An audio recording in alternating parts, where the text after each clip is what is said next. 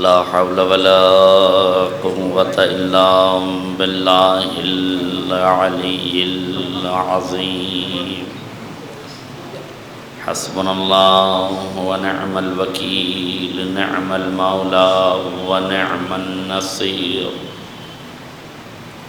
الحمد لله رب العالمين والصلاة والسلام على أشرف الأنبياء والمرسلين هو الذي صاحب التاج والمعراج والبراق والعلم دافع البلاء والوباء والقحط والمرض والألم اسمه مكتوب مرفوع منقوش في اللوح والقلم جسمه مقدس معطر مطهر منور في البيت والحرم وصلى الله على سيد الثقلين ونبي الحرمين وإمام القبلتين محبوب رب المشرقين والمغربين مولى الكونين جد الحسنين أبي القاسم محمد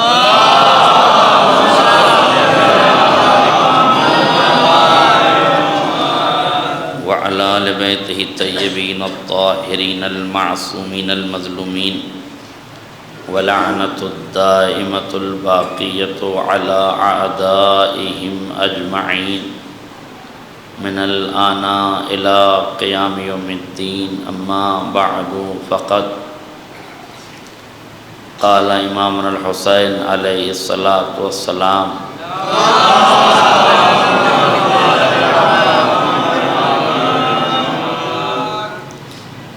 یا بنی کیف الموت عندک قال الموت عندی احلی من العسل صلوات پڑھیں محمد رسول اللہ۔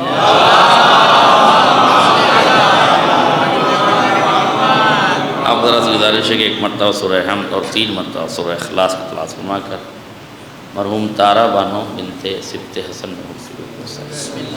حضرات گرامی قدر بزرگان ملت دوستان عزیز علماء اعلام شعراء ذوی الاحترام، مجلس ایصال ثواب کی ہے اور وہ بھی ایک ماں کے ایصال ثواب کی مجلس ہے۔ ظاہر ہے کہ بیان ماں پہ یا شہزادیوں پر ہونا چاہیے تھا، مگر کچھ یارانہ کچھ دوستانہ کچھ احباب کی خواہشیں ایسی ہوتی ہیں جنہیں آسانی سے ٹھکرایا نہیں جا سکتا، اور چونکہ اسلام میں تمنا کرنا بھی جائز ہے اور اس کا پورا کرنا بھی جائز ہے، اس لیے جائز تمناؤں کو پورا تو بہرحال کیا ہی جا سکتا ہے۔ ماہ شعبان چونکہ ویسے بھی یہ وہ مبارک مہینہ ہے کہ جس میں کسی بھی طرح کی کوئی شہادت نہیں ہے، یعنی کسی بھی معصوم کی تاریخ شہادت اس مہینے میں نہیں ہے۔ اور برا نہ مانے تو ایک جملہ اور کہہ دوں، اگر اجازت مسئلہ تھا وہ اس مہینے میں شہادت تو کسی کی نہیں ہے، پر جلال پور میں جتنی مجلسیں اس مہینے میں ہوتی ہیں شاید کسی میں نہیں ہوتی۔ بعنوان عرفہ ہی کہہ لیجئے یا جو بھی کہہ لیجئے، تو بہرحال مجالس ہوتی ہے اور ہونا بھی چاہیے۔ میں یہ طنز نہیں ہے، یہ آپ کی محبت کا اظہار ہے جو میں دبے کچھ لفظوں میں کر رہا ہوں، اور شاید میرا مفہوم آپ تک پہنچ رہا ہے۔ دیکھیے خطیب کی ذمہ داری ہے کہ وہ طاق الفاظ میں معنی کی قندیل روشن کر دے، احباب مفہوم خود اخذ کر لیں گے، خود مفہوم اخذ کر لیں گے۔ اچھا، چونکہ مجلس ایصال ثواب کی ہے اور بات موت کی ہے، تو خواہش یہ ہوئی کہ چونکہ اس مہینے کی پہلی تاریخ کو شہزادی کی ولادت ہے جناب زینب کی، تو اس کے بعد تیسری تاریخ کو فرزند رسول امام حسین علیہ السلام کی، 4 کو جناب عباس کی، 5 کو جناب زین العابدین علیہ السلام کی، 7 کو جناب قاسم کی اور 11 کو جناب علی اکبر کی، اور ظاہر ہے کہ آخر میں 15 کو امام زمانہ اجل اللہ فرمائے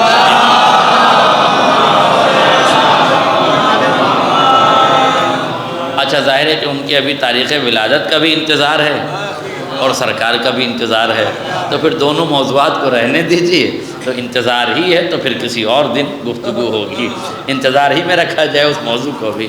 لہذا اور جناب علی اکبر کے حوالے سے میں کچھ گفتگو کر چکا ہوں، اس لیے اب بہتر یہ ہے کہ جناب قاسم کے حوالے سے، حالانکہ مجھے یاد ہے کہ میرا خیال سے 7 یا 8 برس ہو گئے روزہ قاسم پہ ایک مجلس ہوئی تھی، اس پر میں نے جناب قاسم کی پوری گفتگو کی تھی، لیکن اب چونکہ 7-8 سال میں تو بچے بڑے ہو گئے ہوں گے اور بزرگوں کو اب شاید یاد نہ رہ گئی ہو، یہ 2-4 جوانوں کو یاد ہوگا، کوئی مسئلہ نہیں ہے، تکرار تو ہوتی ہی رہتی ہے، تو ذرا سا تکرار جب سنتے ہی رہتے ہیں تو تھوڑی سی اب مجھ سے بھی سننے کی عادت ڈال لیں، چونکہ تقریباً 280 سے اوپر مجلسیں ہو چکی ہیں، تو جب اس علاقے میں 280 مجلسوں سے اوپر بندہ گفتگو کرے گا تو پبلک کو کتنا یاد رہے گا اور سننے پڑھنے والے کو کتنا یاد رہے گا، یہ آپ سوچ سکتے ہیں۔ اس لیے اگر کچھ باتیں تکراری ہو جائیں تو اسے پرانی نہ سمجھا کیجیے، لہذا اسے بھی تھوڑا سا برداشت کر لیا کیجیے۔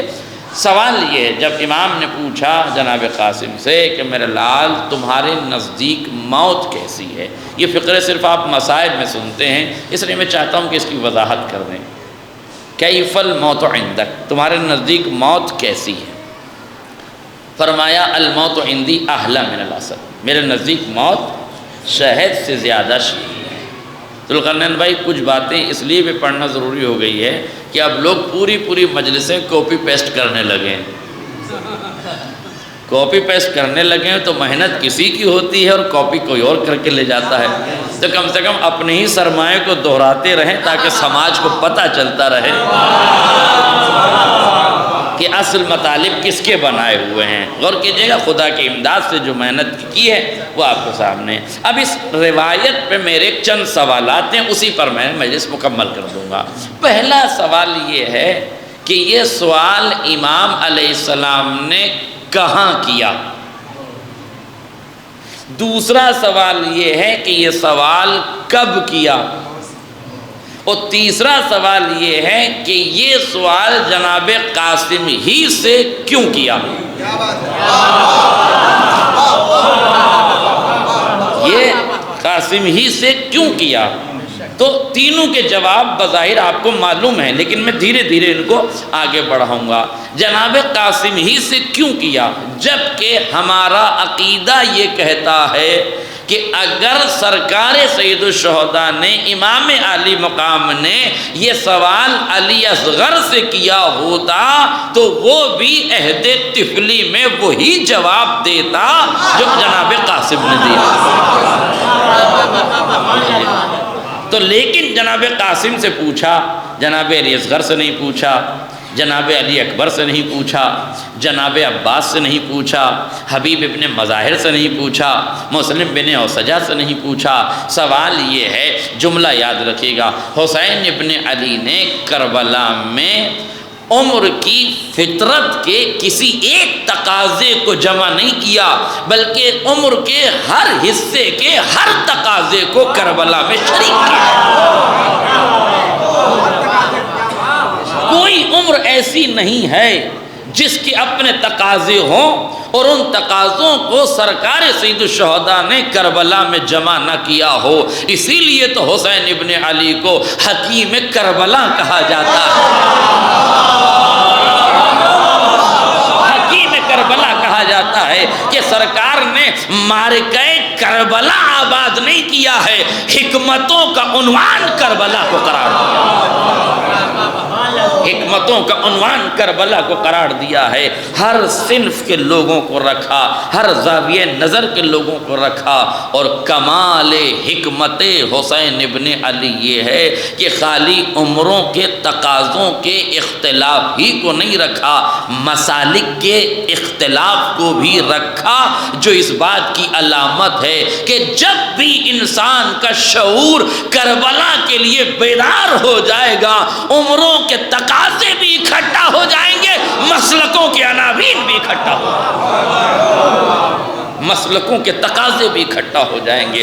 فکر کسی کی ہو بس دہلیز کربلا تک لا کے رکھ دو، کوئی عیسائی مذہب سے تعلق رکھتا ہے، کوئی عثمانی مذہب سے تعلق رکھتا ہے، کوئی کسی اور مذہب سے تعلق رکھتا ہے، سب کے مذہب الگ الگ تھے، مگر جب ساری جبینیں قدم حسین پہ جھک گئی، اب کوئی عیسائی نہیں رہ گیا، حسینی ہو گیا۔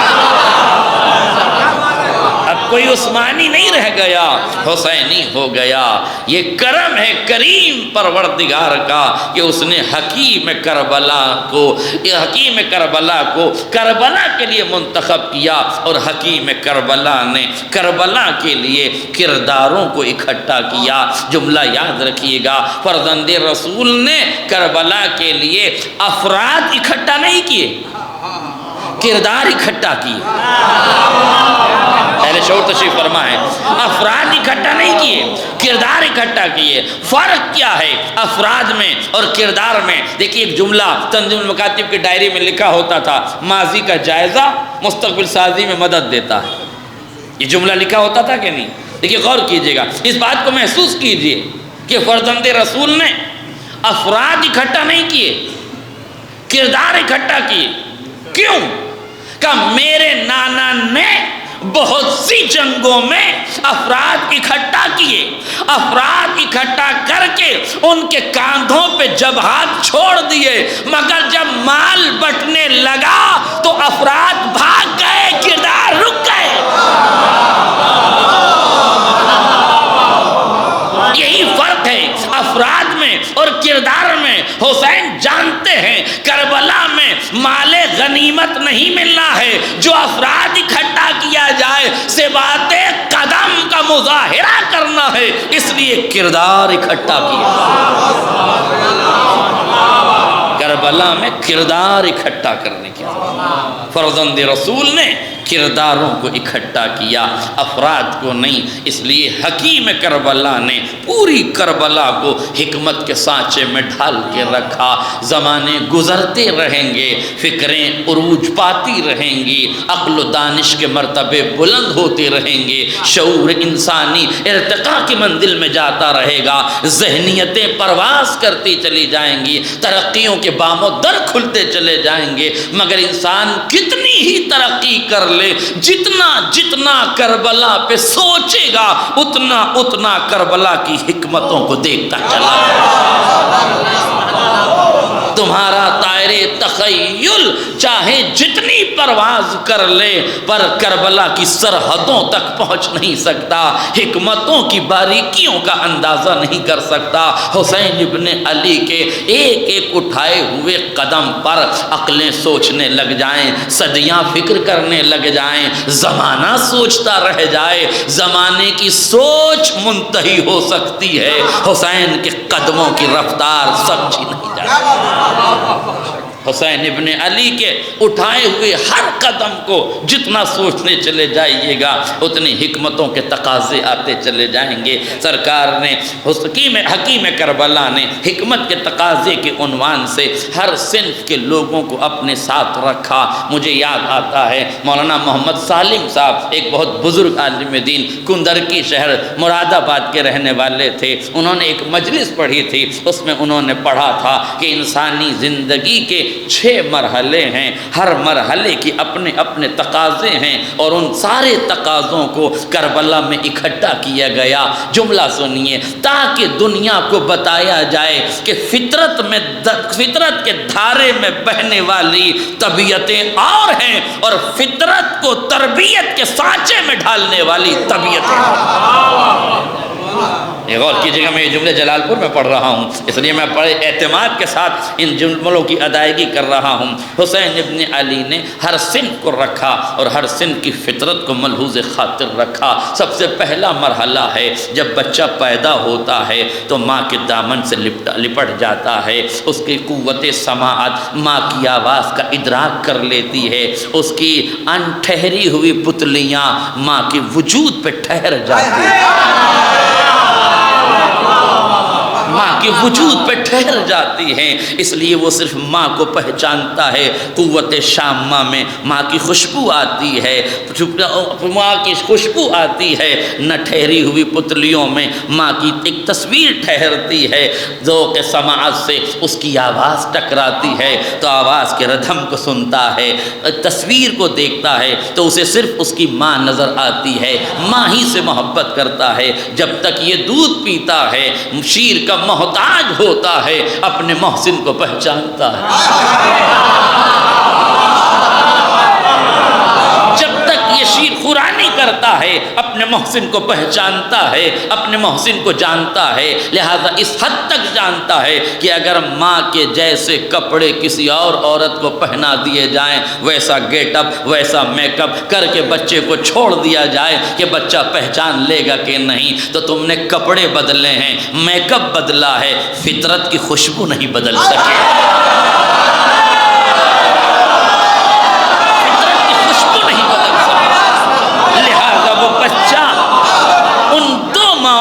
اپنی ماں کو پہچان لے گا، اپنی ماں کے دامن سے لپٹ جائے گا، اور یہ تجربہ کر کے دیکھا گیا ہے۔ میں تو دو کی مثال دے رہا ہوں، ورنہ میں نے ایک ایسی ویڈیو بھی دیکھی ہے جس میں ایک بچے کی 5 ماہوں کو بٹھا دیا گیا، ایک کلر کی ساڑی، ایک کلر کا میک اپ، ایک کلر کا سب کچھ کیا گیا، اب اسے چھوڑ دیا گیا۔ اس نے ایک ایک کا گھونگھٹ اٹھا کے دیکھا، اور جہاں خوشبو محسوس کی اسی کی آغوش میں پناہ لے۔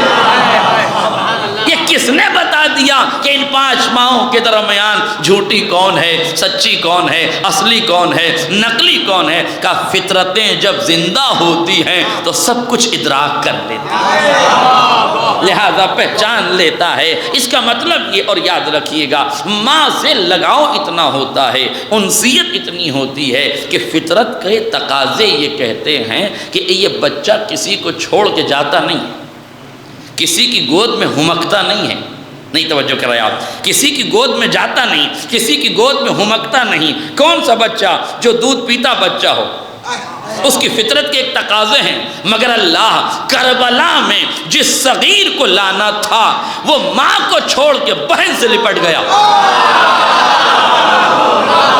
آئے میرا جملہ واضح ہو جائے، ماں کو چھوڑ کے بہن کے دامن سے لپٹ گیا۔ چچا آئے لینے کے لیے نہ گئے، ماں آئی لینے کے لیے نہ گئے، پھوپھیاں آئی لینے کے لیے نہیں گئے، سب آ گئے مگر نہیں جا رہے ہیں۔ پوچھو علی اصغر سے، جب سب بلا رہے ہیں تو کیوں نہیں جاتے؟ کہا سب ایک ساتھ جا رہے ہیں، میں تنہائی کا مونس بن رہا ہوں، میں تنہائی کا مونس بن رہا ہوں۔ کہا تمہیں تنہائی کا مونس بننے کی ضرورت کیا ہے؟ کہا میں جانے کا اپنا انتخاب بتانا چاہتا ہوں کہ میں گیا ہوں حسین کے انتخاب سے گیا۔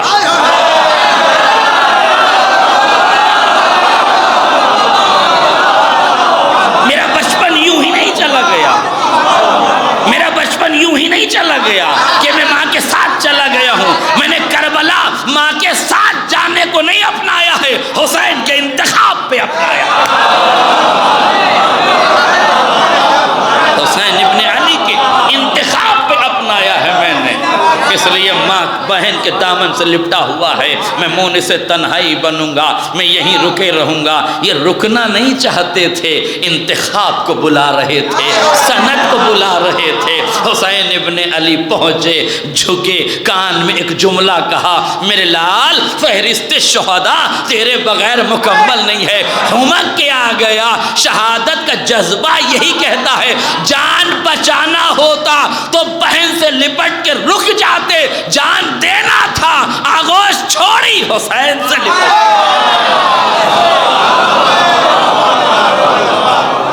اس کا مطلب یہ ہے کہ جو صغیر کربلا میں جا رہا ہے اس کی عمر تو کم ہے مگر شعور کم نہیں ہے۔ نہیں توجہ کیا آپ نے؟ اس کی عمر تو کم ہے پر شعور کم نہیں ہے۔ یہ قدموں سے جا تو نہیں سکتا مگر ذہن سے انتخاب تو کروا سکتا تھا، حکمت کا آئینہ تو پیش کر سکتا تھا۔ یہ پہلا مرحلہ ہے جو دودھ پیتے بچوں کا مرحلہ ہے۔ ان کی اپنی فطرت یہ ہے، تقاضے فطرت کے یہ ہیں کہ ماں کے دامن سے لپٹیں، مگر اس فطرت کے تقاضے پر جب عصمت کی تربیت اثر انداز ہو جائے تو ماں کی آغوش میں پناہ نہیں لی جاتی، محضر شہادت میں نام سن کے خوشی کا اظہار کیا جاتا ہے اور ہما کی عصمت کی آغوش میں آیا جاتا ہے۔ ارادہ کر لیا جانے کا۔ بہن نے شاید پوچھا ہو بھیا اتنی جلدی گود کیوں چھوڑ دی؟ کہا انتخاب مکمل ہو گیا،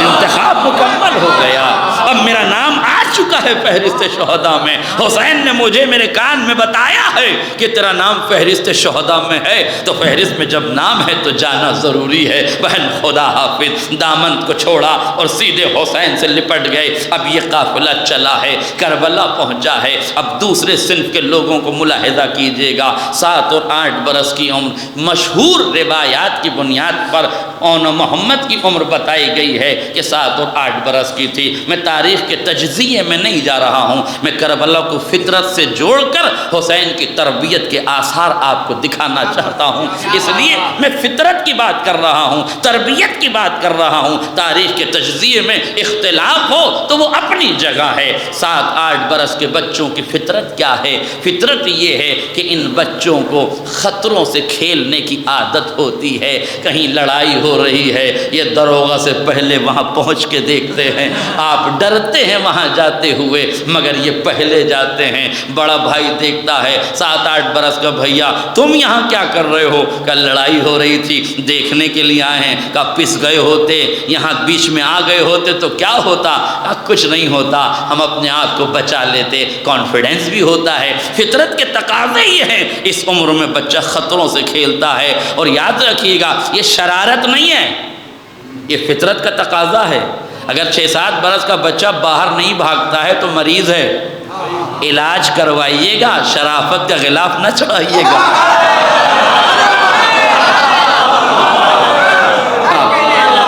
مولانا بہت شریف بچہ ہے، 7-8 برس، کہیں جاتا ہی نہیں، جاتا نہیں، بزدل ہے۔ اگر خطروں سے کھیلنا نہیں آتا تو بزدل ہے۔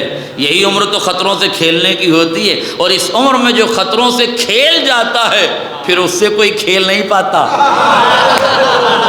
میرا جملہ واضح ہو جاتا، پھر اس سے کوئی کھیل نہیں پاتا۔ اس لیے خطروں سے کھیلنے کی یہی عمر ہوتی ہے۔ کسی نے پوچھا ہے، 7-8 برس کا بچہ اپنے باپ سے پوچھ رہا، بابا لڑائی ہو رہی ہے جاؤں؟ اماں سے پوچھ رہا ہو کہ وہاں فساد ہو رہا ہے میں جاؤں؟ نہیں، اس عمر کے بچوں کی فطرت کے تقاضے میں اجازت کا طلب کرنا نہیں ہے، خطروں میں کود پڑنا ہے۔ فطرت اپنی جگہ رہے مگر تربیت ملاحظہ کیجئے، بچے کی کتنی بھی تربیت کر دیجئے آپ، خطروں سے کھیلنے کی عادت ہے تو آپ سے پوچھے گا نہیں۔ یہ صرف زینب کی آغوش تربیت کا کمال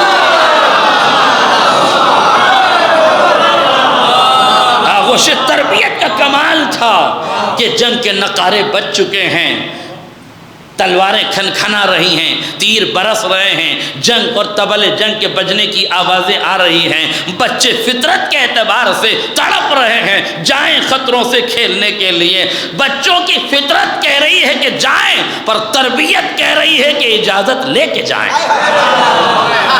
اس لیے ہتھیار سجائے گئے، ہتھیار سجائے گئے۔ میں جو کہہ رہا تھا کہ گھر میں بٹھانا کمال نہیں ہے، جب اجازت لے کے گئے ہیں تو جب گئے نہیں تھے تو نہیں بھیجنے چاہیے تھے۔ حسین جانتے ہیں یہ شرافت کا اعتبار نہیں ہے، فطرت کے تقاضے بھیج رہے تھے، تربیت نے قدموں میں زنجیریں ڈال رکھی تھی کہ بغیر اجازت کے نہیں جائیں گے۔ ہاں جب اجازت ملی تو ننھی ننھی تلواریں لگا کے چلے، ننھے ننھے اسلحے جنگ لگا کے چلے۔ اس کا مطلب یہ ہے کہ تربیت، فطرت کچھ اور کہتی ہے مگر آل محمد کی تربیت فطرت کو شہادت کے جذبے کے سانچے میں ڈھال دیتی ہے۔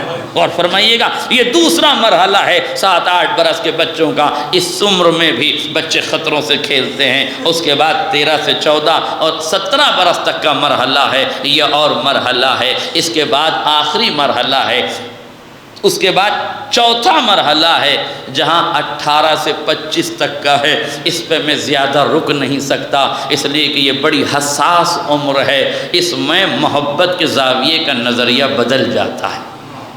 کاش میرا جملہ واضح ہو جائے۔ میرے ان کہے لفظوں میں آپ 18 برس کے بچے کی فطرت کے تقاضے اگر سمجھ لیں تو مجھے ممبر کے تقدس کے اعتبار کو قائم رکھتے ہوئے کسی افسانے کی گرہ کے کھولنے کی ضرورت نہیں ہے کہ 18 برس کے بعد جو عمر ہوتی ہے اس میں محبت کا زاویہ نظر کیسے بدلتا ہے۔ ایک جملہ اور کہہ دوں، تیسرے مرحلے میں جہاں 13 سے 17 ہے، اس مرحلے میں بچہ اپنے آپ سے محبت کرتا ہے۔ جتنے 12 13 14 برس کے بچے ہیں آپ کے گھروں میں، جا کے دیکھیے گا، ان کی فطرتوں کو ٹٹولیے گا۔ ان کے کیفیت اور فطرت کے تقاضے یہ ہیں کہ جیب میں ہر وقت کنگھا رہتا ہے، بال بالکل سیٹ رہتے ہیں، کپڑے بالکل پریس سے رہتے ہیں، ایک دم ہیرو اپ ٹو ڈیٹ بن کے رہتا ہے، اور ہر وقت اگر چہرہ نہ سجائے، کئی مرتبہ دن میں منہ نہ دھو لے، اور کریم بھی ادھر ادھر سے مار کے نہ لگا لے، اور حسن کے میدان میں اپی سے بھی مقابلہ کرنے سے باز نہ آئے، تو پھر 13 14 برس کی عمر ہی کیا کہ کون پیارا لگ رہا ہے، کون اچھا لگ رہا ہے۔ بلکہ اور ایک لفظ کہوں، ذات سے محبت۔ آپ بازار سے 2 کپڑے لائیے، ایک کپڑا ذرا زیادہ اچھا ہو، ایک کپڑا کم اچھا ہو، آپ کے 2 بیٹے ہوں، ایک 7 8 برس کا ہو، ایک 13 14 برس کی عمر کا ہو، آپ اس سے پوچھئے، 14 برس کے بچے سے پوچھئے کہ کون سا کپڑا لوگے، اچھے کپڑے پہ جھپٹا مارے گا، ہاتھ مار کے اپنے لیے لے لے گا، اسے منہ کا نوالا تو دے سکتا ہے، اچھے کپڑے نہیں دے سکتا۔ کیوں؟ کہ اس نے کہ اس کی فطرت کے تقاضے اپنے آپ سے محبت کرنا سکھاتے ہیں۔ یہ تیسرا مرحلہ ہے۔ چوتھے مرحلے میں یہ محبت کا زاویہ نظر بدل جاتا ہے، اب اپنے آپ کے بجائے دوسروں سے محبت ہونے لگتی ہے۔ تربیت ہے تو فنون سے ہوتی ہے، بگڑا ہوا سماج ہے تو گلیوں میں تلاش شروع ہوتی ہے۔ میرا جملہ واضح ہو جائے۔ اگر تربیت یافتہ ہے تو کتابوں سے محبت ہوگی، اسپورٹ سے محبت ہوگی، اور کسی سے محبت ہوگی، اور اگر سماج بگڑا ہوا ہے تو پھر کسی سے بھی محبت ہو سکتی ہے، اس کا تو کوئی علاج نہیں ہے، غور کیجئے گا۔ مگر اس چوتھے مرحلے میں بھی علی اکبر جس عمر میں تھے، پوری تاریخ شاہد ہے کہ اگر محبت ہوئی ہے علی اکبر کو تو فنون جنگ سے ہوئی ہے۔ کیوں فنون جنگ سے ہوئی ہے؟ کہا تاکہ یہ فن جنگ کربلا میں اسلام کے کام آ سکے۔ تو فطرت کے تقاضوں کے دھارے بھی حسین ابن علی نے موڑے ہیں میرے علی۔ 25 سے 40 برس کا یہ وہ سن ہوتا ہے جس میں انسان عہدہ طلب کرتا ہے۔ وقت بڑی تیزی سے بھاگ رہا ہے۔ عہدہ طلب کرتا ہے، یعنی کوئی عہدہ مل جائے، اب برا نہ مانے تو جملے کہہ دوں، کسی انجمن کا سیکریٹری بنا دیا جاؤں، کسی انجمن کا صدر بنا دیا جاؤں، کسی مسجد کا متولی بنا دیا جاؤں، اور وقت کی پوری جائیداد مل جائے تو کیا بری ہے؟ کاش میرا جملہ واضح ہو۔ عہدہ مل جائے، اسکول کا پرنسپل بنا دیا، کسی 75 سال کی عمر کے بندے سے آپ کہیے، 60 سال کے بندے سے کہیے حضور آئیے آپ کو پرنسپل بناتے ہیں، کہا مت چھوڑیے، جب عمر تھی تب تو بنایا نہیں، اب کیا بنا رہے ہو؟ تو 25 سے، غور کیجئے میرے عزیزو، 25 سے 40 برس یا 45 برس یہ وہ عمر ہوتی ہے جو عہدوں کے متقاضی ہوتی ہے۔ 50 برس تک یہ عہدوں کے متقاضی ہوتی ہے۔ حسین ابن علی نے کربلا میں بتایا کہ جو عمر عہدہ طلب ہوتی ہے وہاں 32 برس کا کڑیل جوان عہدے پہ فخر نہیں کرتا، حسین کی نالین برداری کو شرف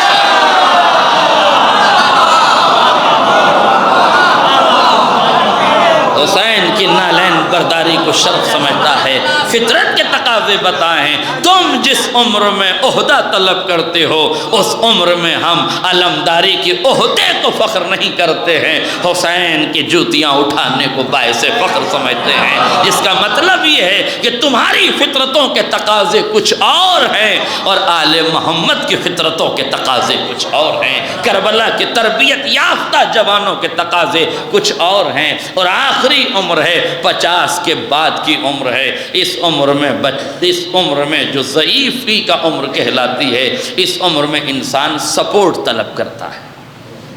فطرت کے تقاضے میں سپورٹ چاہتا ہے۔ جتنے 50-60 سال کے لوگ ہیں یا اس سے آگے کے عمر کے جو لوگ ہیں سیڑھیاں اتر رہے ہوں تو بزرگ کی خواہش ہوتی ہے کوئی جوان بازو تھام لے، مجھے اتار دے۔ آپ یقین کیجئے جب آپ سڑک سے گزر رہے ہوں اور کسی بزرگ کا ہاتھ پکڑ کے سڑک پار کرا دیں، آپ تو چلے جاتے ہیں، اس کی دعائیں گھر تک جاتی ہیں۔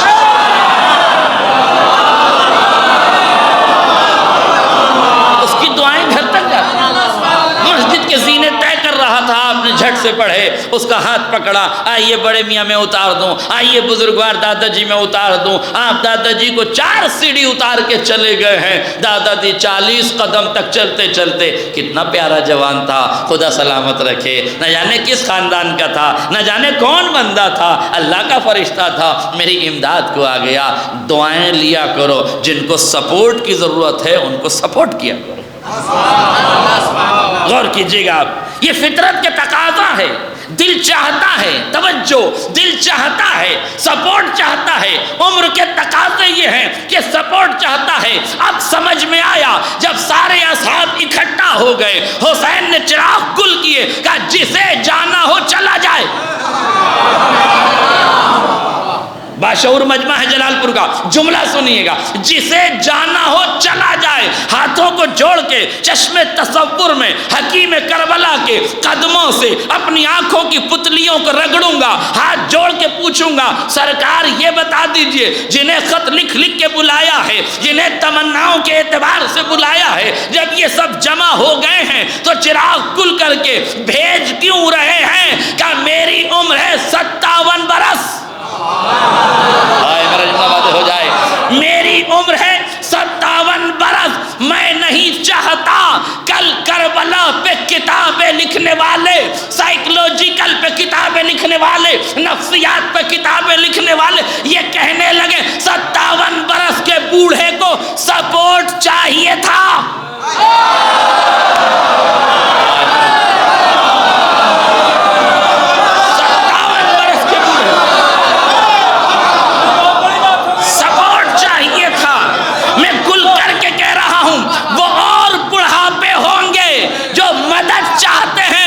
حسین ہے، تنہا کافی ہے۔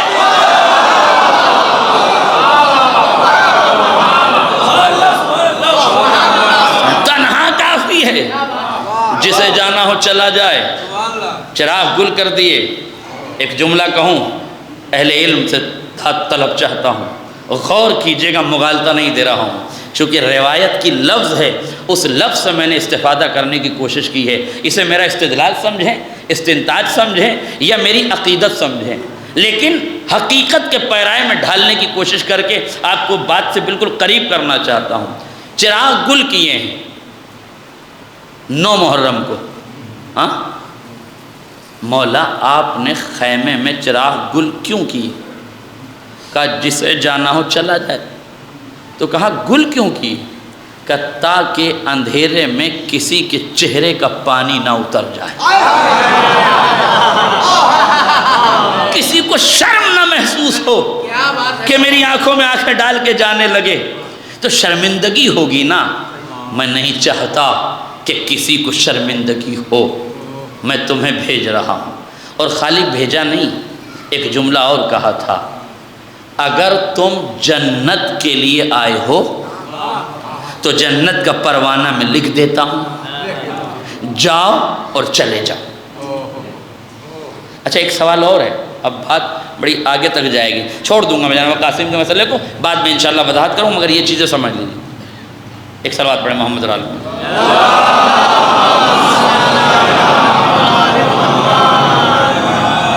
امام نے اصحاب کو جنت کا پروانہ لکھا کیوں، یا لکھنے کے لیے کہا کیوں؟ تاریخ کہتی ہے پسر سعد جب کربلا میں آیا، امام نے پسر سعد کو بلایا اور بلانے کے بعد یہ کہا کہ پسر سعد، تیرا باپ ابی وقاص رسول کا صحابی تھا، میں نہیں چاہتا کہ فرزند رسول کے قتل پر صحابیت کے دھبے آ جائیں۔ کیا بات ہے! تو یہاں سے چلا جا۔ اس نے کہا مجھے سوچنے کا وقت دیجیے۔ یہ یہاں سے گیا۔ پسر سعد ہے کون یہ اور سن لیجیے۔ پسر سعد یزید نے امام کے قتل کا حکم ابن زیاد کو کوفے میں لکھ کے بھیجا، اور یہ لکھ کے بھیجا کہ جو حسین کو قتل کرے گا میں اسے رے کی حکومت کا پروانہ لکھ کے دے رہا ہوں، قوم میں فوج میں پوچھ لینا، جو تیار ہو اسے یہ رے کی حکومت کا بینامہ دکھا دینا، وہ تیار ہو جائے گا۔ ابن زیاد نے پسر سعد کو بلایا، بلا کے کہا کہ یہ رے کی حکومت کا پروانہ ہے، اگر تو حسین کو قتل کرنے پہ تیار ہے تو یہ بینامہ تیرا۔ اس نے کہا میں تیار ہوں، نقل کفر کفر نبش۔ اس نے کہا میں تیار ہوں، تو اس نے کہا کہ پھر جا، کہا بینامہ تو دے دے، کہا جب تو تیار ہے تو کام کر کیا پھر دوں گا، کفر کو کفر پر کبھی اعتبار نہیں ہوگا۔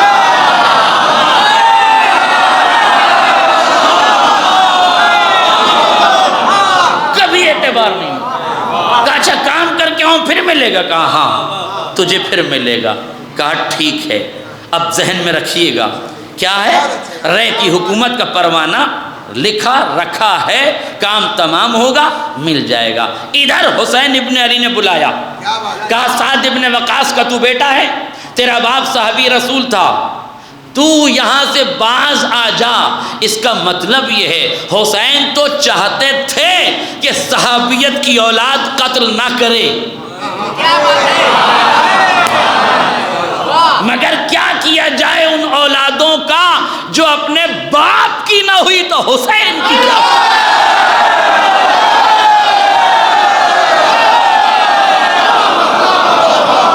باپوں کی نہیں ہوئی تو حسین کی کیا ہوتی؟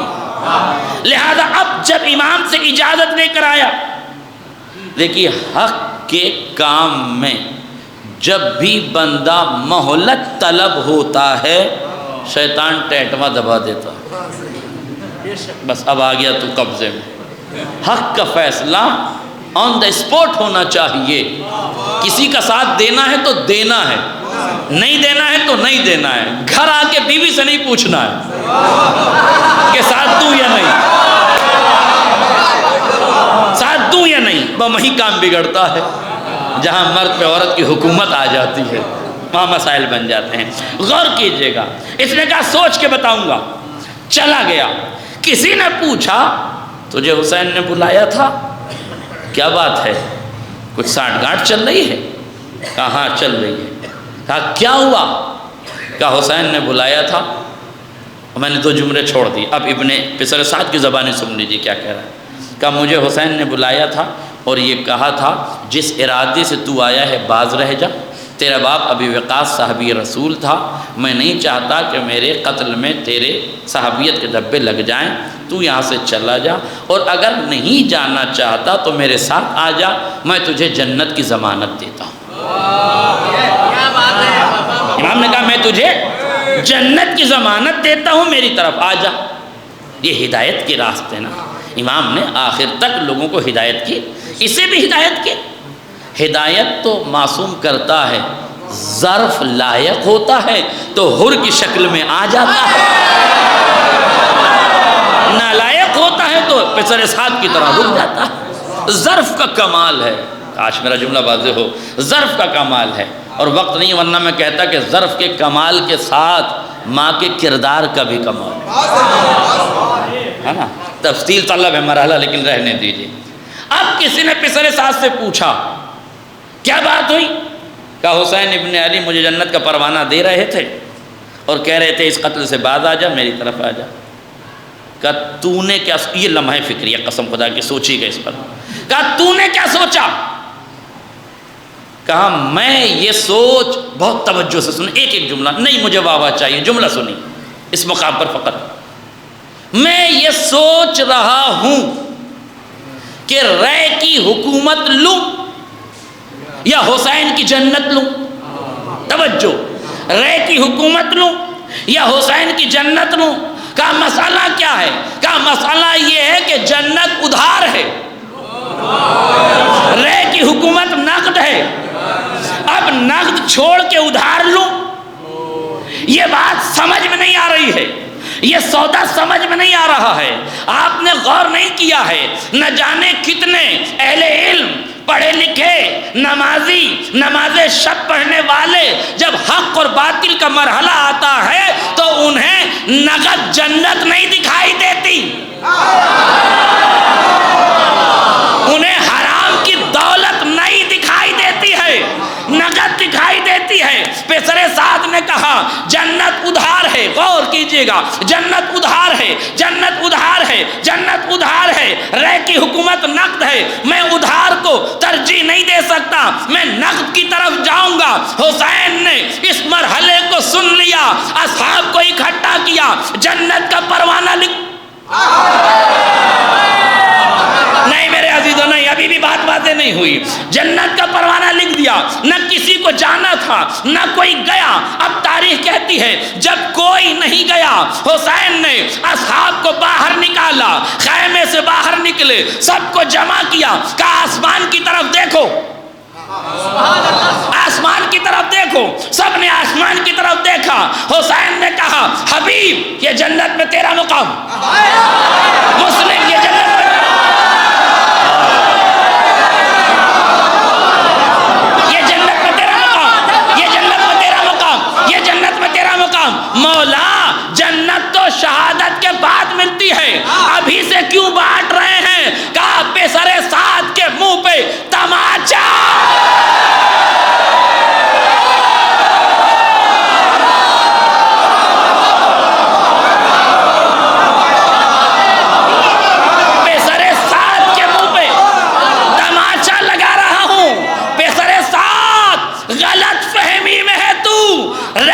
حکومت نقد نہیں ہے، حسین کی جنت،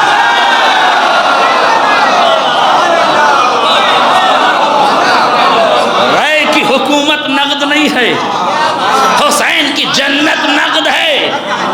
ایک کربلائی لوگوں، کربلائی سماج والوں، تمہیں معلوم ہونا چاہیے تمہاری مجلسوں کے ثواب، تمہارے آنسوؤں کے عوض جو جنت نقد ہے اسے حرام دولت میں کنورٹ نہ کرو۔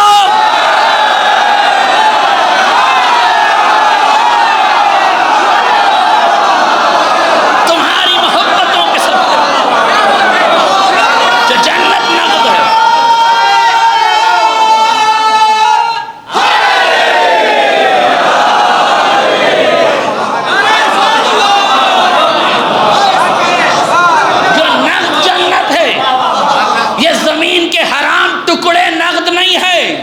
جنت کی پراپرٹی نقد ہے۔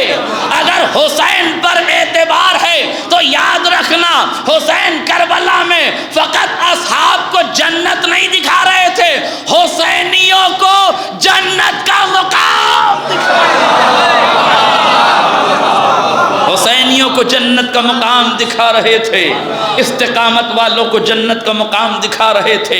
اس لیے غلط سودا نہ کرو، یہ جو دنیا میں تم رہ کے دنیا کے عوض دین بیچ رہے ہو، یہ معمولی قیمت میں دین بیچ رہے ہو، دین بیچنے کی کوشش نہ کرو، وقف کھانے کی کوشش نہ کرو، چوریاں کرنے کی کوشش نہ کرو، بے ایمانیاں کرنے کی کوشش نہ کرو، اس لیے کہ جیسے جیسے بے ایمانیاں بڑھیں گی جنت سے فاصلہ بڑھتا چلا جائے گا، جیسے جیسے حرام کاریاں بڑھیں گی حلال سے رابطہ ٹوٹتا چلا جائے گا، جنت سے دوری ہوتی چلی جائے گی۔ اس لیے یاد رکھنا تم حسینی ہو سکتا ہے مسلمان کی جنت ادھار ہو، اس لیے وہ رے کی حکومت کو ترجیح دے، پر حسینیوں کی جنت نہ کل ادھار تھی نہ آج ادھار ہے نہ کل ادھار رہے گی۔ ایک صلوات پڑھ دے محمد اور آل محمد۔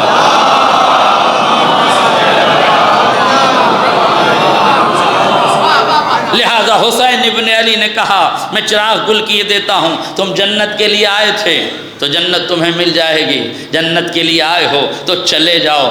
مولا یہ انہیں شہادت سے پہلے جنت کیوں دے رہے ہیں؟ کہا افراد اور کردار میں فرق بتا رہا۔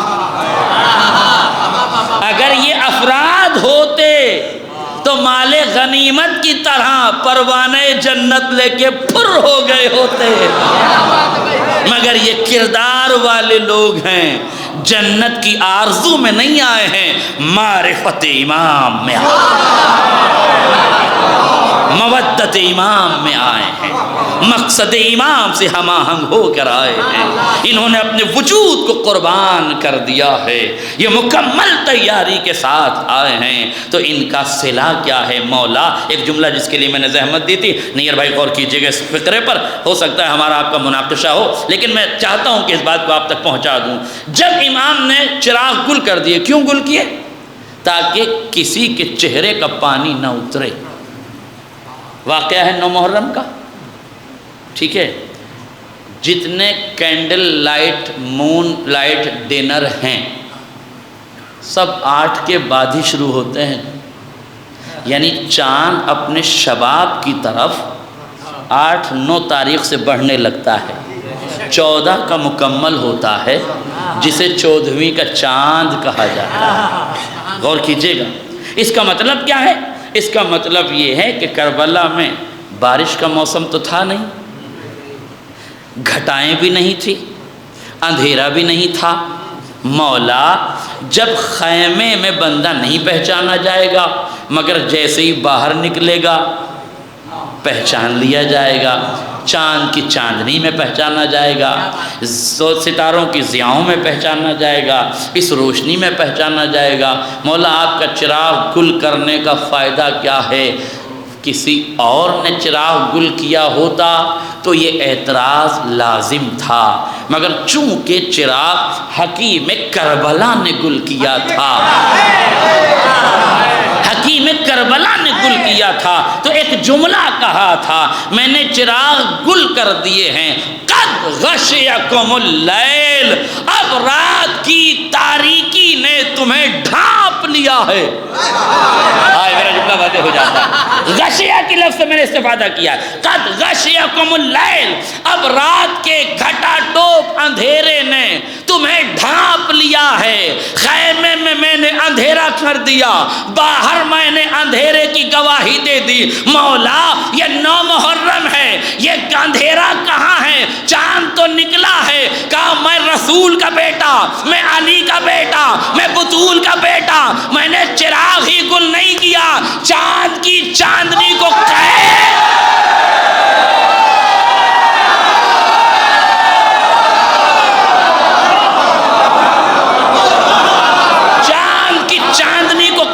کیا، ستاروں کی ضیاؤں کو مقید کیا، کہکشاؤں کی قندیلوں پر پہرے بٹھائے، کربلا کی زمین پر اندھیرا بکھیر دیا تاکہ کسی کی عزت پامال نہ ہو،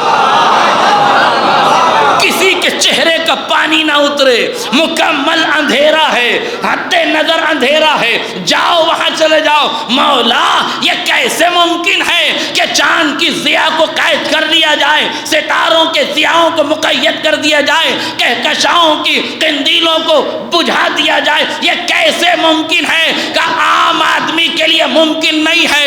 ارے جو انگلی سے چاند کے ٹکڑے کر سکتا ہے، ستارے کو زمین پہ بلا سکتا ہے، سورج کو پلٹا سکتا ہے، اس ولی کا اختیار ہے، کربلا میں اندھیرا نہیں کر سکتا،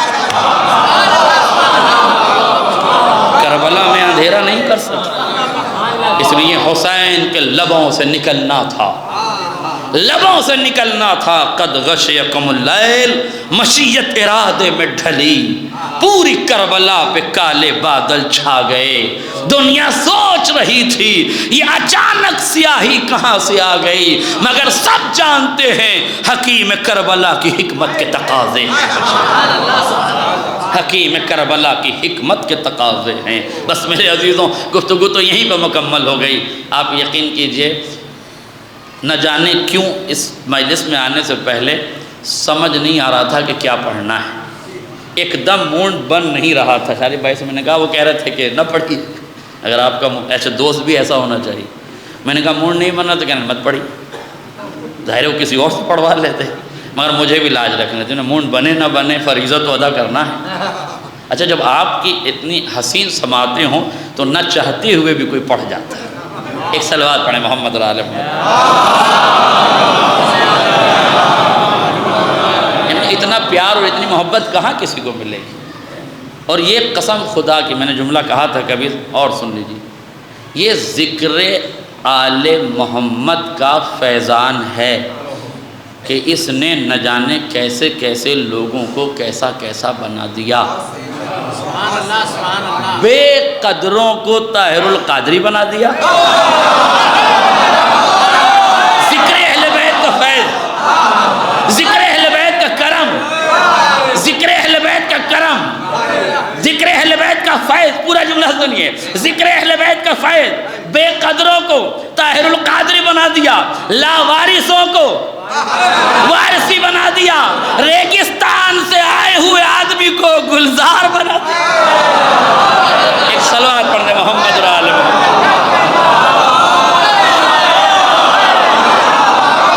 سنگلاخ وادی سے آئے ہوئے آدمی آپ کی محبتوں نے تو بنایا، اس لیے مجھے حق تھا یہ جملہ کہنے کا، حق تھا. آپ کی محبتیں تھی اس لیے اسے پیش کرنا ضروری تھا. یہ واقعاً ذکر آل محمد کا فیضان ہے. کوئی پڑھتا تھوڑی ہے جب تک آل محمد پڑھائے نہ، جب تک ان کی عطا نہ ہو، جب تک ان کا کرم نہ ہو. قسم خدا کی زبانیں گونگی ہو جاتی ہیں اگر ان کے فیض کی لذت سے آشنا نہیں ہے. اگر ان کے ذکر سے ذہن کو جلا نہ ملے تو ذہنوں کا فائدہ ہی کیا. اگر ٹوٹے ہوئے دلوں میں ذکر آل محمد کی امنگ نہ جاگ جائے، تھکے تھکے بوجھل ذہنوں کے لیے اگر ذکر آل محمد اکسیر نہ بن جائے تو پھر ذکر آل محمد کا معجزہ دنیا کیسے دیکھے گی. بس میرے عزیزوں، میں یہ بتانا چاہتا تھا کہ جب فطرتوں کے تقاضے ان مرحلوں پہ تھے، آپ نے پہلی فطرت کے تقاضے کو سمجھ لیا، دوسرے کو سمجھ لیا، چوتھے کو سمجھ لیا، پانچویں کو سمجھ لیا، چھٹے کو سمجھ لیا، تیسرے کو میں نے جان بوجھ کر چھوڑا تھا اس لیے کہ میرے موضوع سے متصل ہے. اب آپ کے سمجھ میں آیا امام حسین نے جناب قاسم سے ہی کیوں پوچھا تھا، علی اکبر سے کیوں نہیں پوچھا. قاسم توجہ، علی اکبر سے کیوں نہیں پوچھا، عباس سے کیوں نہیں پوچھا، اصغر سے کیوں نہیں پوچھا، حبیب سے کیوں نہیں پوچھا. کہ کسی کی عمر کے تقاضے میں ذات سے محبت تھی ہی نہیں.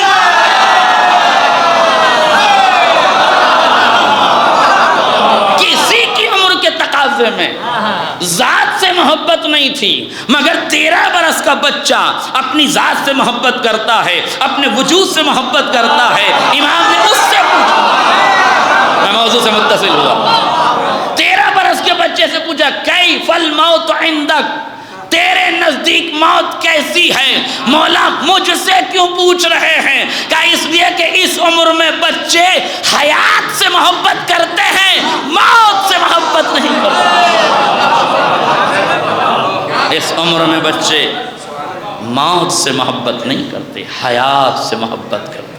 مگر یہ فطرتوں کے دھاروں پر بہنے والی ذوات نہیں تھی، یہ فطرتوں کے دھاروں کو موڑ دینے والی ذوات تھی. اور یہ یاد رکھیے گا، فطرتوں کے دھاروں کو معجزوں سے موڑا جاتا ہے. یہی ریت ہے قرآن کی، یہی سنت ہے قرآن کی. موسیٰ کا صندوق اس جانب نہیں بہہ رہا تھا جس جانب پانی بہہ رہا تھا، نشیب کے خلاف بہہ رہا تھا. تو کیوں جا رہا تھا یہ موسیٰ کا صندوق؟ کا نبوت بتانا چاہتی ہے کہ فطرت پہ دھارے پہ بہنے والے اور ہوتے ہیں، خلاف چلنے والے نبوت کے نبوتوں کے ترجمان ہوتے ہیں. اس لیے جن ذوات کو منتخب کیا جاتا ہے انہیں فطرتوں کے تقاضوں میں بہایا نہیں جاتا. اگر موسیٰ کا انتخاب نہ ہوتا تو پانی کی روانی میں بہہ گئے ہوتے. پانی کی روانی کے خلاف چلایا تاکہ فطرت کے دھارے کے خلاف چلنے کا ہنر معجزے سے پیدا ہوگا یا تربیت سے پیدا ہوگا. وقت کے دامن میں گنجائش نہیں ہے، ورنہ میں بتاتا آپ کو کہ نبیوں کی کامیابی کامیابیوں کے پیچھے معجزے کی کار فرمائی رہی ہے، مگر حسین کی کامیابی کے پیچھے معجزے کا سہارا نہیں لیا گیا، تربیتوں کا سہارا لیا، تربیتوں کا سہارا لیا گیا۔ منجنیق ظلم میں گھما کر ابراہیم کو پھینکا گیا تو آگ سے بچنے کی کوئی راہ نہیں تھی۔ اگر معجزے کے عنوان سے آگ گلزار نہ ہوتی تو معجزوں کے آگ گلزار کر کے ابراہیم کو بچایا ہے، مگر یہ زینب کا جگر تھا، بھڑکتے ہوئے شعلوں سے امت کے لیے نباوت کو بچایا۔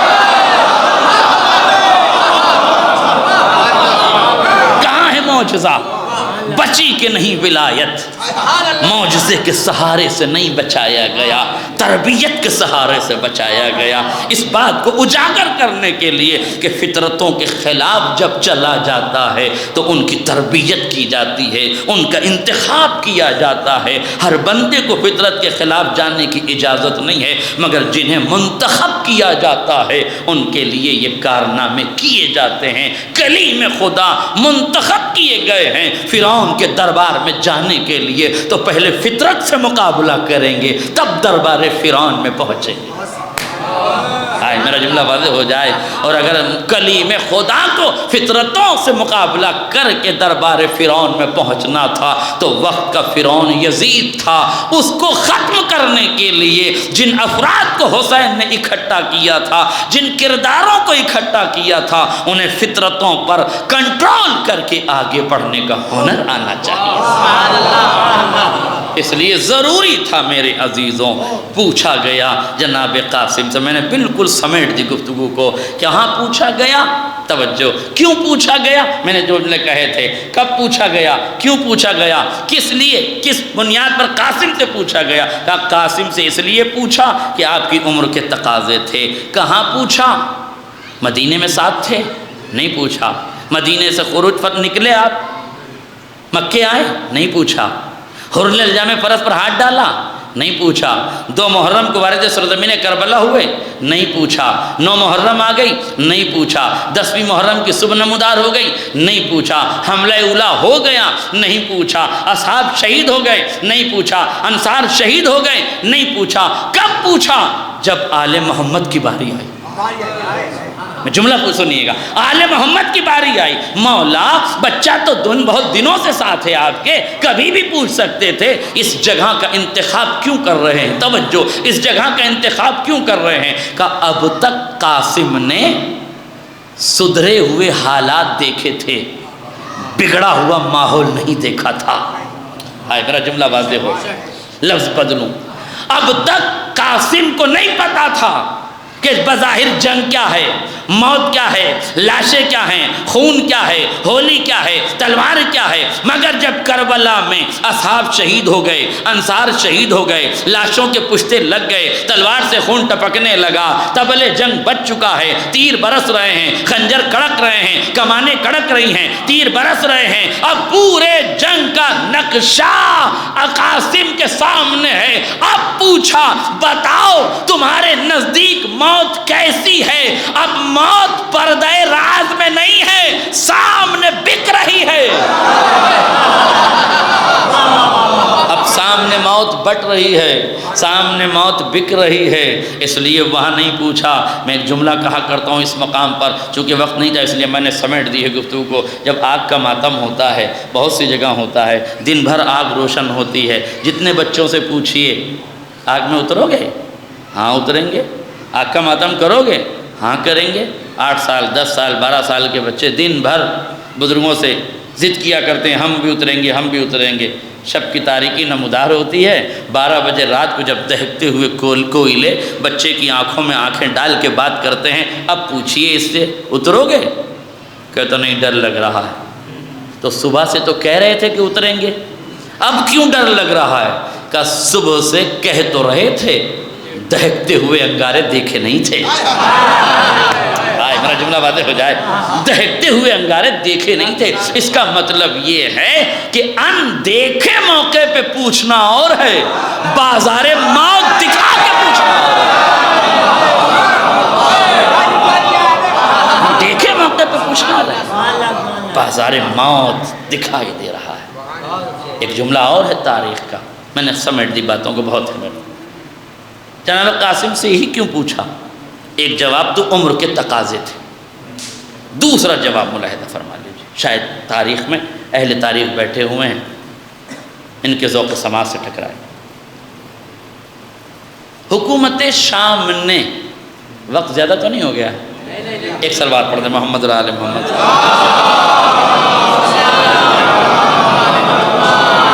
دیکھیے آج آپ کی اور ہماری پوزیشن برابر ہے، آپ بھی دن بھر سے مجلسیں کر رہے ہیں اور میں بھی بیٹھا نہیں ہوں۔ پہلی مجلس میں نے اعظم گڑھ میں پڑھی ہے اور وہاں سے سمجھیے دوڑتا ہوا آیا ہوں، اور دوسری مجلس یہاں پڑھی اور یہ تیسری مجلس ہے، تو مجھے یقین ہے جتنے آپ تھکے ہوئے شاید اس سے زیادہ میں تھکا ہوا ہوں۔ تو آج دونوں کا حساب برابر ہے، تو اگر 5-10 منٹ زیادہ ہو جائیں تو ذرا سا برداشت کر لیجیے۔ ایک سلوات پڑھ دیں محمد علی محمد۔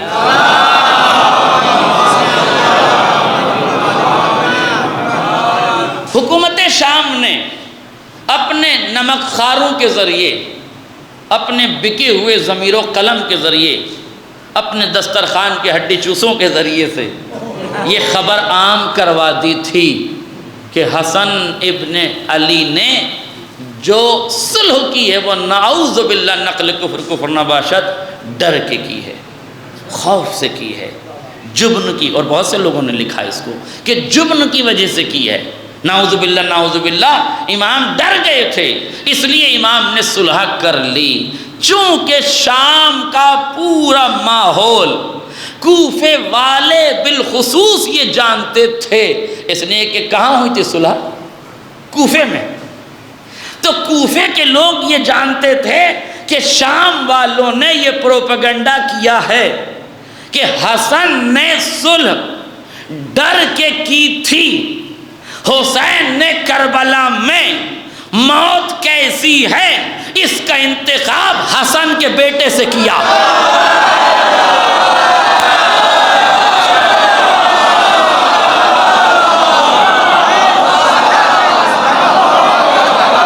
تم بتاؤ موت کیسی ہے، ہم سے کیوں؟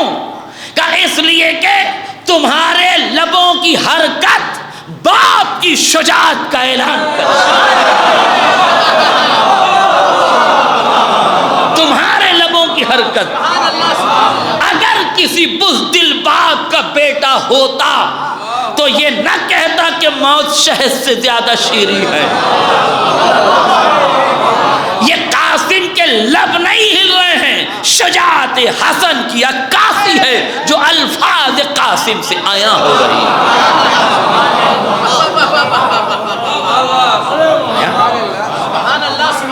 اور دلیل سن لیجئے، ختم ہو گئی گفتگو، دلیل سن لیجئے۔ یہ ساری میری خطابت ہے، یہ سارا میں نے سوچا ہے اللہ کے کرم سے، آل محمد کے صدقے سے، مگر یہ مغالطہ نہیں ہے، چونکہ خطابت مغالطے کا نام نہیں ہے، ادلہ و براہین کے سانچے میں ڈھال کے گفتگو کرنے کا نام ہے۔ ہاں کیسٹوں سے پڑھتا تو کہاں سے تلاش کرتا، لیکن جب خود تلاش کرے گا تو پھر دلیل بھی بنائے گا، اور جب دلیل بنائے گا تو یاد رکھے گا اپنے ہاتھ کی پکی ہوئی تو جل بھی جائے روٹی تو اچھی لگتی ہے، اپنے ہاتھ کی پکی ہوئی ہے صاحب، لہذا جلی بھی اگر کہیں سے لگ رہی ہے آپ کو تو یہ اچھی لگے گی۔ دلیل کیا ہے؟ آپ نے کہا کہ میں نے مولانا یہ کیسے کہہ دیا کہ جناب قاسم سے اس لیے پوچھا تھا کہ حسن کے بیٹے تھے، امام حسن کے خلاف تاریخ میں یہ پروپیگنڈا تھا، ہم تو اس بات کو نہیں مانتے۔ تو دلیل سنیے، جب جناب قاسم میدان جہاد میں پہنچے تو مجاہد پر یہ فرض تھا اس زمانے میں جنگ کے اصولوں میں سے کہ اپنا تعارف کرائے، اپنے شجرہ نسب کو بیان فرمائے۔ میں وہ رجز نہیں پڑھوں گا جو شعراء نے اپنا لکھ کے ان کا بنایا، وہ رجز نہیں جو بعنوان ممدوح بتایا گیا، وہ رجز جو خود ممدوح نے پڑھا۔ کیا پڑھا؟ فرمایا اے فوج جفاکار ان تنکرونی انا ابن الحسن، صبت نبی المصطفیٰ المعتمن، سنو کوفے کے غداروں، میں حسن کا بیٹا، آئے میرا جملہ واضح ہو جاتا ہے، میں حسن کا بیٹا، وہ حسن جو تمہارے نبی کا نواسا تھا، پیغمبر کا نواسا تھا حسن، میں اس کا بیٹا۔ میں نے ہاتھوں کو جوڑ کے کہا مولا اگر آپ یہ کہتے میں ابن حیدر ہوں، میں ابن علی ہوں، میں ابن کرار ہوں، میں اس کا بیٹا ہوں جس نے 2 تلواروں سے جنگ کی، میں اس کا پوتا ہوں جس نے مرہب کو پچھاڑا، جس نے خیبر کو اکھاڑا، میں اس کا فرزند ہوں جس نے سارے مارکوں کو طے کیا، تو مولا کیا مسئلہ تھا دادا کی فضیلت بیان کرنا؟ پوتے کا شجری حق ہے، خاندانی حق ہے، آپ نے اپنے دادا کی شجاعت کے بجائے اپنے باپ کی شجاعت کا اعلان کیوں کیا؟ کہ یہ کوفے کے 25,000 روبہ صفت غدار یہ تو دیکھ لیں کہ اگر میرا بابا ڈر کے صلح کرتا تو تعارف میں حسن کا بیٹا نہ،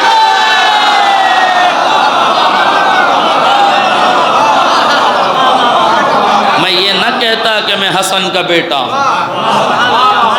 اور میرے عزیزو یاد رکھیے گا، بنی امیہ کی تاریخ کے لبوں پر حرف سکوت رکھا ہے حضرت قاسم نے۔ جب یہ کہا ان تنکرونی انا ابن الحسن، تو قانون یہ ہے جنگ کا، اگر کوئی شخص اپنے شجرے نسب کو بیان کر رہا ہے اور اس کے شجرے میں کوئی کھوٹ ہے، کوئی کمی ہے، تو کوئی بھی سپاہی اٹھ کے کہہ سکتا ہے تم کس شجرے کی بات کرتے ہو، کس نسل کی بات کرتے ہو؟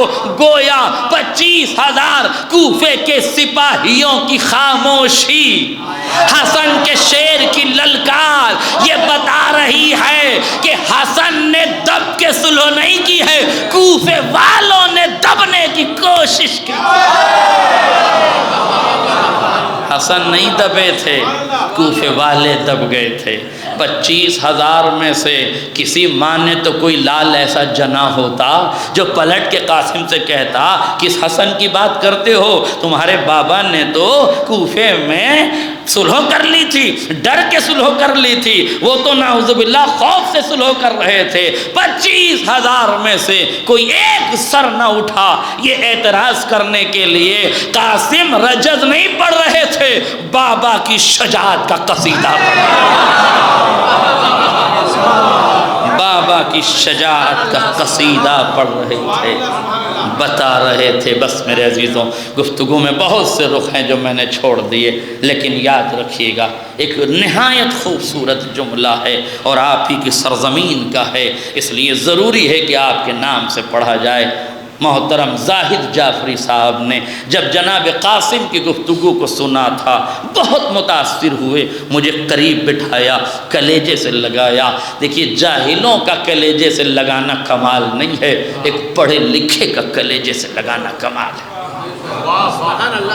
کلیجے سے لگایا، کہنے لگے بہت اچھی آپ کی تقریر تھی، ایک جملہ اپنی تقریر میں میری جانب سے ایڈ کر لیجئے، میری طرف سے اسے شامل کر لیجئے۔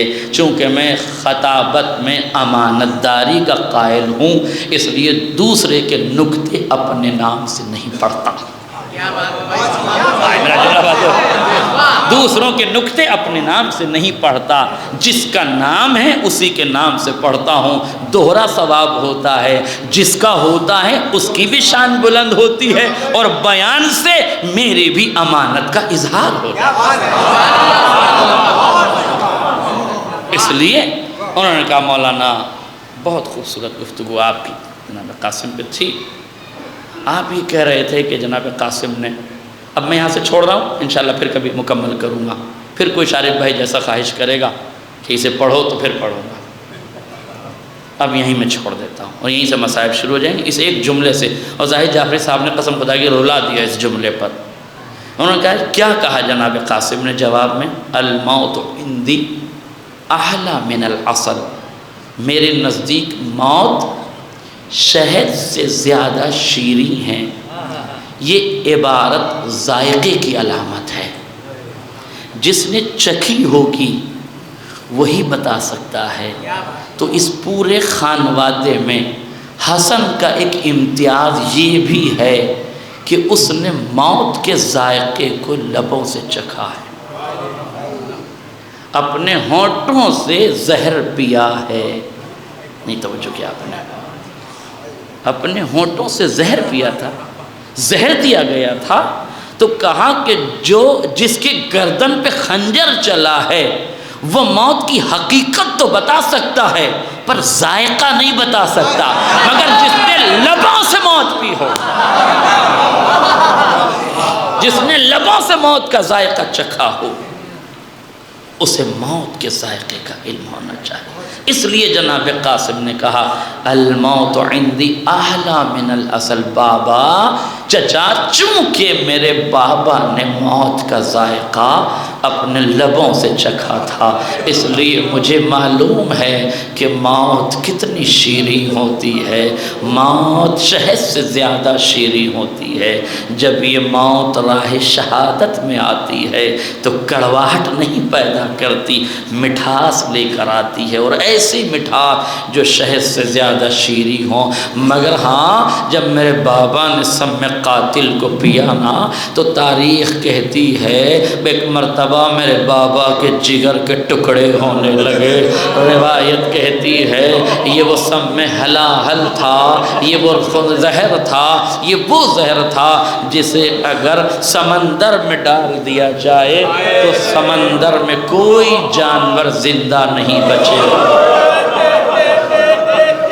اگر کسی تناور درخت میں ڈال دیا جائے تو تناور درخت کی جڑیں چند ہی لمحوں اور گھنٹوں میں کھوکھلی ہو جائیں گی۔ اللہ اللہ، اتنا خطرناک زہر جسے سم قاتل، سم ہلاہل کہا جاتا ہے، جب حسن کے جگر میں پیوست ہوا، منہ سے خون آنے لگا، جگر کے ٹکڑے منہ سے نکلنے لگے، جناب امام حسن نے ایک تشت کو قریب رکھا، اپنے دہن کو آگے کیا، اب منہ سے خون نکل رہا ہے، جگر کے ٹکڑے گر رہے ہیں کہ کسی کے دق الباب کی آواز آئی، کسی نے دروازے پہ آ کے دستک دی۔ جناب امام حسن اپنی زوجہ سے فرماتے ہیں جلدی سے اس خون کے تشت کو چھپا دو۔ کہا مولا کیوں؟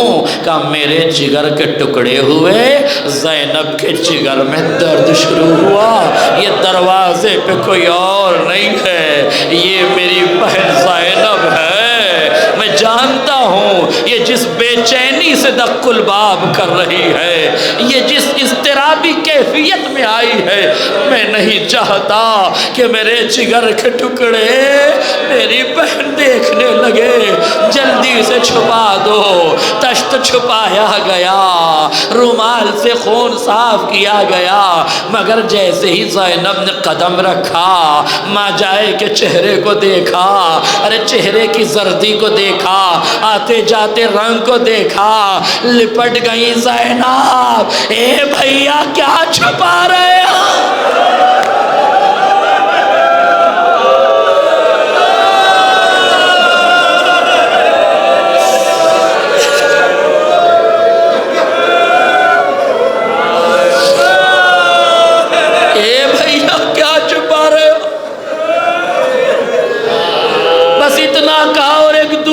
ہچکی امام کو آئی، تاریخ کہتی ہے پھر جگر کے ٹکڑے گرے، اور آخری ہچکی حسن نے جناب زینب کی آغوش میں لی، روح قفس عنصری سے پرواز کر گئی۔ ہاں بنی ہاشم کے جوان غسل و کفن دینے لگے، حسین نے غسل و کفن دیا، جنازہ تیار ہوا، بقی کی جانب روضہ رسول کی جانب حسن کا جنازہ جانے لگا۔ جیسے ہی حسن کا جنازہ حسن کا جنازہ جیسے ہی روضہ رسول کی طرف جانے لگا، لگا، ایک ملعونہ نے راستہ روکا، تیروں کی بارش شروع کر دی۔ تیروں کی بارش کا ہونا تھا، حسین ابن علی نے فوراً عباس کی آنکھوں میں آنکھیں ڈال کے کہا، بھیا آقا کی وصیت تھی میرے بعد میرے جنازے پہ حملے ہو تو جنگ نہ کرنا، اگر دشمن منع کرے تو نانا کے پہلو کے بجائے مجھے ماں کے پہلو میں دفن کر دینا۔ بھیا رک جاؤ، آقا کی وصیت یہ تھی۔ مولا کیا حکم ہے؟ اطاعت کے سانچے میں ڈھلے ہوئے مولا نے پوچھا، مولا کیا حکم ہے؟ کہا جنازے کو واپس لے کے چلو۔ مولا کہاں لے کے چلے؟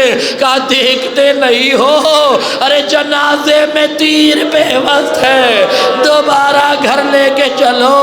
عزادارو، تاریخ کا یہ واحد جنازہ جو گھر سے نکلا تھا قبرستان کے لیے، تاریخ میں کوئی جنازہ جب گھر سے قبرستان کے لیے نکلے تو دفن ہی کو چاہتا ہے، واپس گھر نہیں آتا۔ کسی خاتون کو یہ امید نہیں ہوتی کہ جنازہ واپس آئے گا، مگر جب جنازہ واپس آیا، ارے زینب نے حیرتی منظر دیکھا، جیسے ہی لاشا سامنے رکھا، اب جو دیکھا سفید کفن سرخی میں بدل گیا تھا، ہاتھوں کو جوڑا، حسین سے لپٹ گئی، اے بھیا میں نے تو سفید کفن دیا تھا، یہ میرے بھائی کا کفن سرخ کیسے ہو گیا؟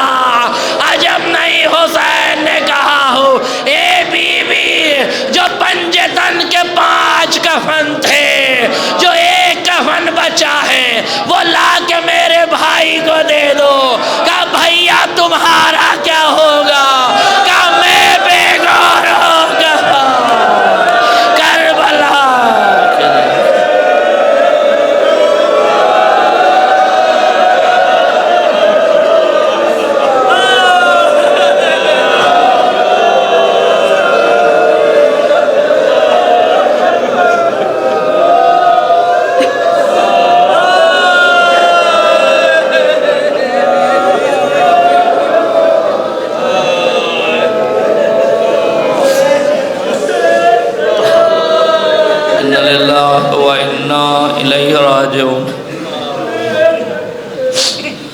رضا بقضائه وتسليما لأمره وسيعلم الذين ظلموا أي منقلب ينقلبون ربنا تقبل منا إنك أنت السميع العليم۔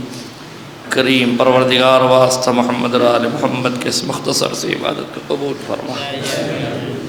مالک اس مجلس کا ثواب مرحومہ کے نام اعمال میں درج فرما۔ پسماندگان بالخصوص بیٹے بیٹیوں شوہر کو صبر جمیل عنایت فرما۔ کریم پروردگار اس بزم حسینی میں آئے ہوئے تمام مومنین و مومنات کی حاجات شرعیہ کو پوری فرما۔ میرے مالک ہم میں جو بیمار ہوں شفا کاملہ عاجلہ تھا، مالک جن جن مومنین و مومنات نے ہم سے دعاؤں کی درخواست کی، مالک ان کی دعاؤں کو قبول فرما۔ مالک خصوصی دعا جب تک زندہ رکھنا، محمد و آل محمد کی محبت پہ زندہ رکھنا۔ مالک جب موت دینا اسی ذکر کے صدقے میں موت دینا۔ کریم پروردگار خصوصی دعا ہے جنت البقیع میں عالی شان روزہ تعمیر فرما۔ آل سعود و آل یہود کو نست و نابود فرما۔ مالک مقامات مقدسہ کی حفاظت فرما، قوم تشیع کی حفاظت فرما، اہل ایمان کی بستیوں کو وبائی امراض سے محفوظ فرما، ہمارے جوانوں کو حادثاتی اموات سے محفوظ فرما۔ کریم پروردگار واسطہ محمد اور آل محمد کا اور امتحان نہ لے، یوسف زہرا امام زمانہ کے ظہور میں تعجیل فرما، ہمیں ان کے انصار اعوان میں قرار دے۔ آپ ذرا سے گزارش ہے ایک مرتبہ سورہ حمد 3 مرتبہ سورہ اخلاص کا مرحومہ تعالی بانو بنت سبت حسن مرحوم کی روح کو